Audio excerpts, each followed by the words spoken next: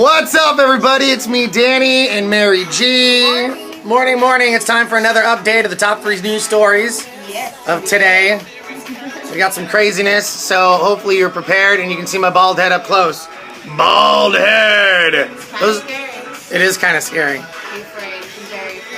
What's up, everybody? Welcome. It's time for another day here in beautiful Bakersfield. You never ever break. You said you never break. Down. Alright, so here's what we got going on. Today's first story, which is pretty funny. There was a guy who apparently tried to throw a football into a prison, and he stuffed it full of heroin and marijuana and cell phones and chargers and a whole bunch of crazy stuff. And he threw it as hard as he could and didn't make it over the fence. It fell short. I guess there was 2 fences, and he had to throw it over both, and it made it in the middle. And the cops noticed that, obviously, and they went and got him, and he's now been arrested.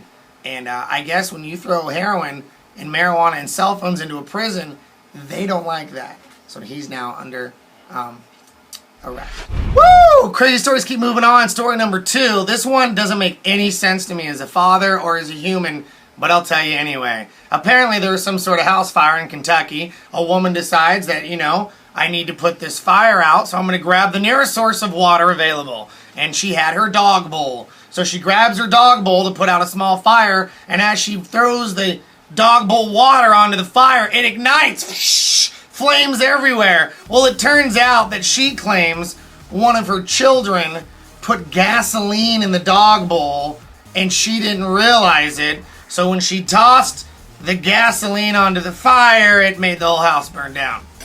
So that's the story she's telling the insurance company. I don't buy it, do you? No one does. But that's the story. She says that there was a can of gasoline by the water, that maybe the child accidentally filled it. I don't know. But needless to say, now the house is mostly burned down. We don't know if she's telling the truth. They're going to investigate, but that's the story as we know it. And our final story today is kind of a funny one because we always say criminals are stupid, but usually when they get to a certain level, they're not as dumb as you would think. Or at least we assumed. Well, a 49-year-old Mexican drug lord was arrested at the World Cup. Why? Because he bought tickets for the World Cup in his own name. That's right. A world-renowned wanted Mexican drug lord by the name of Jose Diaz apparently bought tickets for the World Cup under his own name. So, when he went to go pick them up, the police picked him up. And that's it. That's your top 3 stories of the day today. Hope you enjoyed them, and we'll see you tomorrow.